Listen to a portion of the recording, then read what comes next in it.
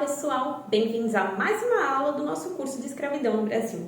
Eu sou Roberta Gallo, bacharelanda em História pela Uninter, e na aula de hoje nós vamos conhecer algumas revoltas e motins lideradas pelos escravizados no Brasil colonial. Antes de mais nada, iremos relembrar brevemente o que foi dito no vídeo anterior. Na aula passada, nós pudemos compreender que o sistema escravista foi extremamente cruel.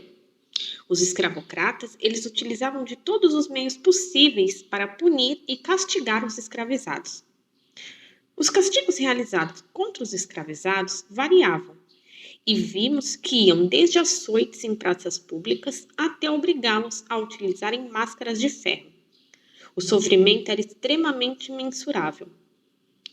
Vejamos agora algumas guerras ou motins liderados pelos escravizados em busca não só de melhores condições de vida, mas também em busca de uma certa liberdade.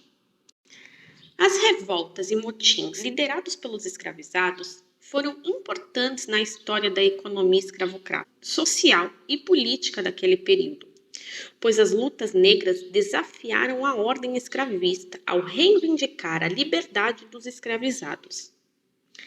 Vale pontuar que várias dessas revoltas, levantes e motins foram lideradas por homens e mulheres cativos e que não foram casos esporádicos.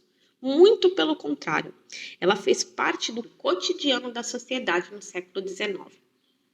As fugas e quilombos, segundo o historiador Flávio Gomes, aumentavam em períodos de guerras, divergências ou instabilidade política. Este fenômeno pode ser observado com um certo aumento no século XIX, sendo marcado por conflitos regionais, tais como a cabanagem no Pará, a balaiada no Maranhão e a Revolução dos Cabanos em Pernambuco e Alagoas.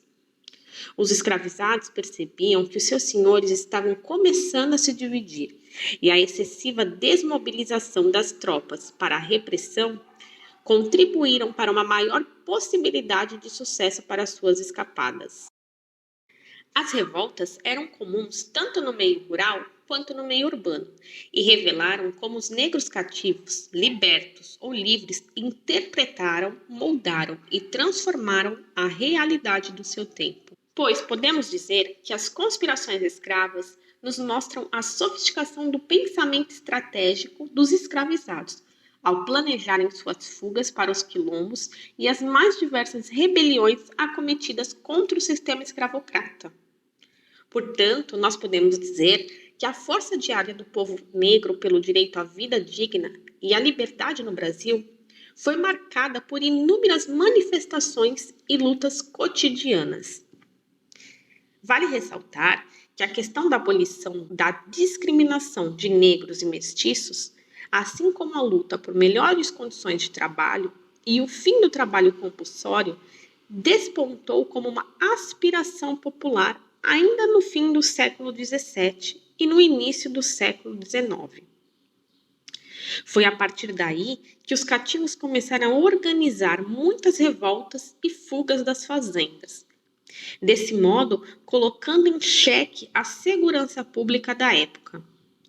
Um outro fator importante é que já não se tolerava mais os castigos físicos e havia uma certa crescente onda do discurso abolicionista, que impactaram diretamente na organização de grupos escravizados pela luta à liberdade. Podemos, portanto, dizer que as revoltas eram crimes planejados com extrema cautela. Vejamos agora algumas revoltas ou motins que ocorreram no decorrer do Brasil. Em 1798, alguns rebeldes baianos, entre eles escravizados, artesãos e alfaiates, envolveram-se na Revolta dos Alfaiates, ou, como nós conhecemos, na Conjuração Baiana, onde eles lutavam e pregavam a igualdade de direito entre brancos, pretos e pardos. Eles não conseguiram o resultado final. Inclusive, alguns heróis da Conjuração Baiana foram punidos com a morte. Porém, eles obtiveram uma série de leis que asseguravam alguns direitos mínimos. Mormente os homens pardos e pretos que vivem escornados e abandonados, todos serão iguais. Não haverá diferença, só haverá liberdade igualdade e fraternidade. É tempo, povo. O dia da nossa revolução, da nossa liberdade e da nossa felicidade está para chegar. Animai-vos, que serás feliz para sempre. Uma outra revolta que aconteceu na Bahia foi a Revolta do Engenho de Santana, que ocorreu em Ilhéus entre os anos de 1789 e 1824. Os escravizados deste engenho fizeram 2 levantes em 2 ocasiões diferentes, onde resultou na formação de quilombos. Em um primeiro momento, os rebeldes submeteram ao proprietário um tratado com condições de trabalho melhores, sob a qual, se fosse atendida, eles retornariam ao seu trabalho. Foi, de certa maneira, a primeira greve trabalhista já registrada no Brasil.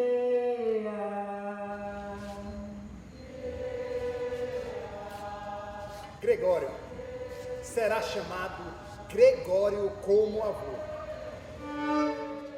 Desterro para as 3. Não quero que sirvam de mau exemplo. E chegamos à conclusão que é aqui, no engenho de Santana, que nós vamos criar nossos filhos e netos. É aqui que nós vamos envelhecer.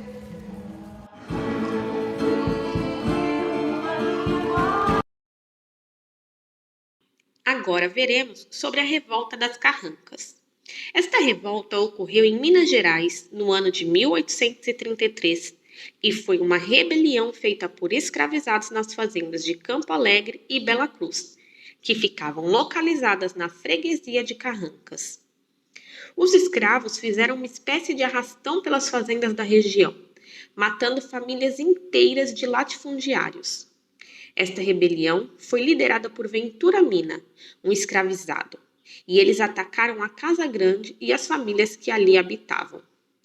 Foi uma revolta extremamente sangrenta e havia o temor de que se produzisse algo semelhante à Revolução Haitiana, onde os negros haviam se revoltado, assumindo o poder e abolindo a escravidão. 13 de maio de 1833. No distrito de Carrancas, alguns escravos do deputado Gabriel Francisco Junqueira deram início a uma das insurreições mais sangrentas da história do Sudeste escravista.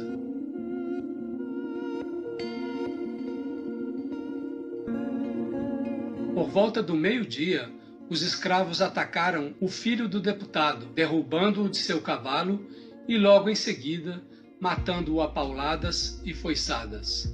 Ainda tentaram atacar a sede da fazenda, mas ao chegarem próximo, constataram que estava guarnecida por 2 cavaleiros. Partiram então para a fazenda Bela Cruz, de propriedade do irmão do deputado, José Francisco Junqueira.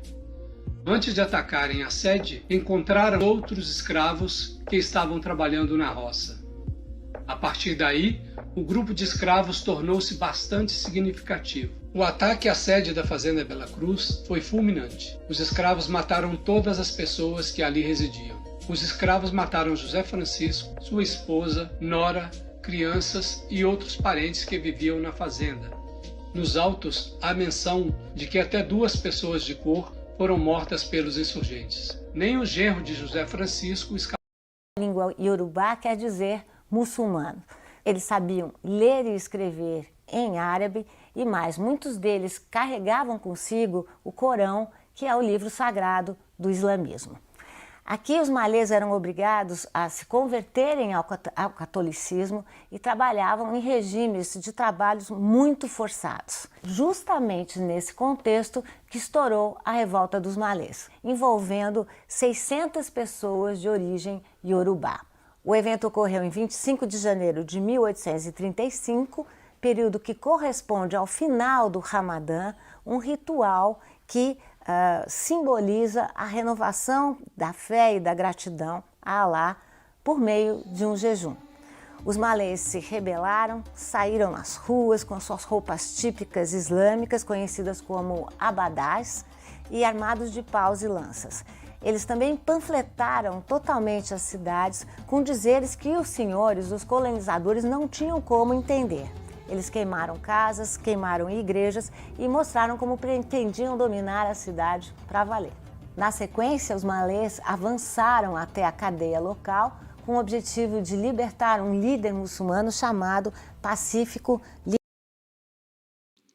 Já no ano de 1835, na Bahia, houve a Revolta do Malês, que foi protagonizada por cativos muçulmanos, com destaque, é claro, para Luísa Marim, que tinha como objetivo a libertação dos escravizados, além da garantia de liberdade ao culto.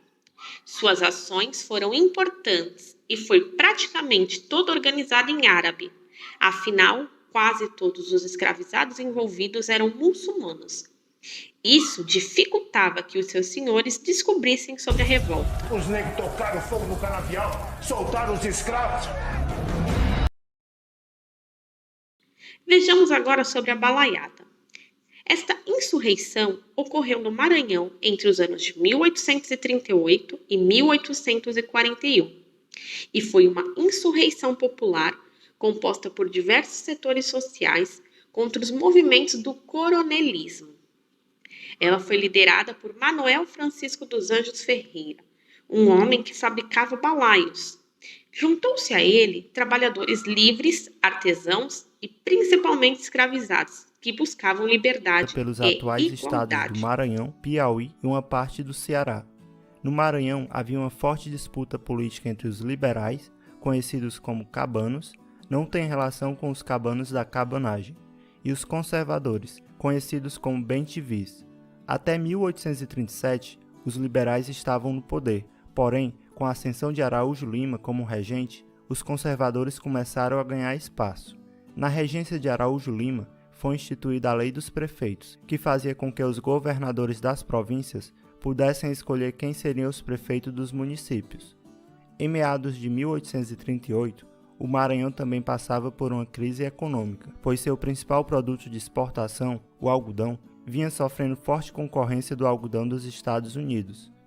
Nessa época, os grandes fazendeiros usavam seu poder econômico para influenciar em decisões políticas. Devido a esses fatos, o vaqueiro Raimundo Gomes, o artesão Manuel Francisco, que fabricava cestos de palha, conhecidos como balaio, e o ex-escravo Cosme Bento tomaram liderança no movimento em busca de resolver tais problemas. O estopim dessa revolta ocorreu quando Raimundo Gomes libertou seu irmão da prisão juntamente com outros prisioneiros.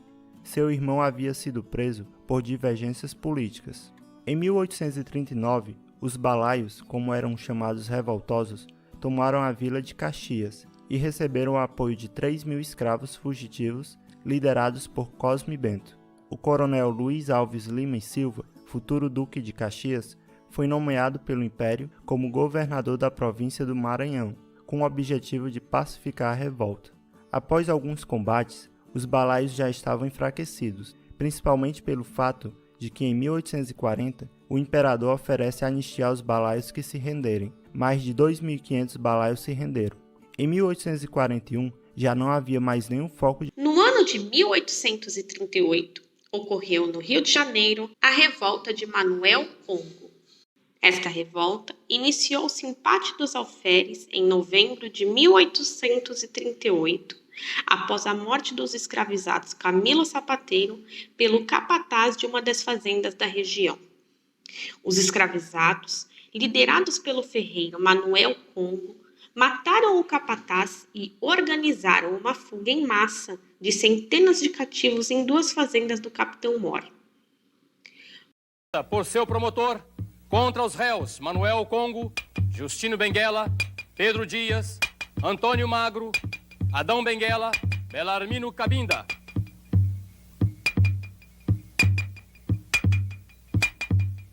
Mariana Crioula, Rita Crioula, Florença Crioula, Brisida Crioula, escravos do capitão Mor, o seguinte: que nestes termos e conforme aos de direito, deve o mencionado réu Manuel Congo ser julgado em curso no artigo 113 do Código Penal do Império do Brasil como cabeça da insurreição e condenado à morte natural na forca, por ser esta o máximo da pena imposta naquele artigo aos cabeças de tais delitos.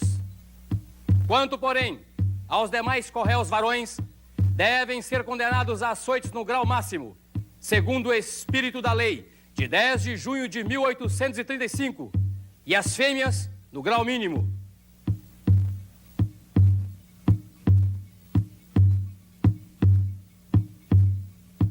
Outra revolta, não menos importante, foi a Revolta de Queimado.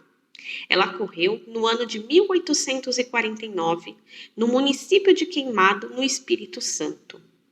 Esta insurreição durou por volta de 5 dias e envolveu aproximadamente 300 escravizados. Esta revolta ocasionou em várias prisões de seus líderes, que conseguiram fugir sem deixar rastros e construíram o quilombo em Cariacica.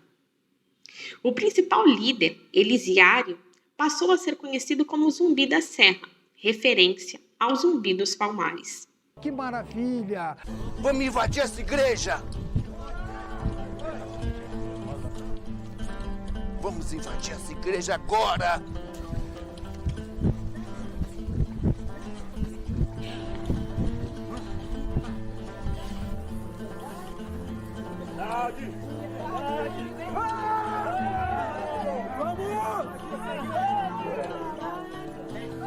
Pai nosso que estás no céu, santificado seja. Vou invadir!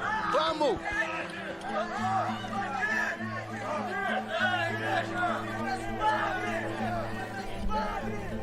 Frei Gregório! Ô, Frei Gregório!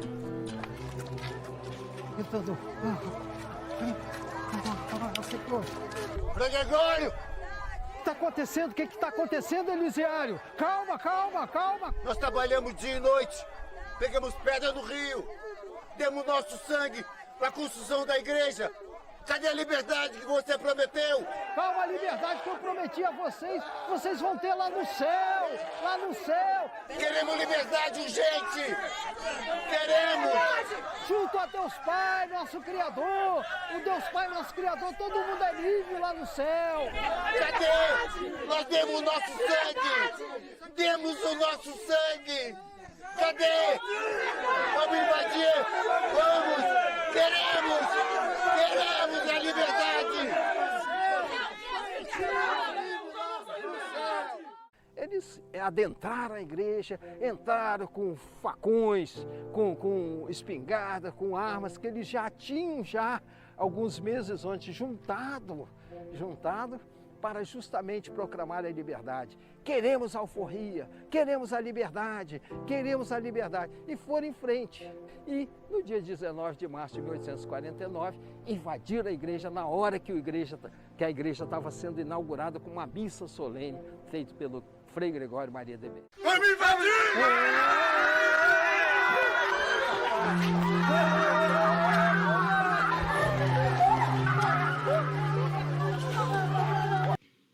No ano de 1857, houve a Greve Negra na Bahia.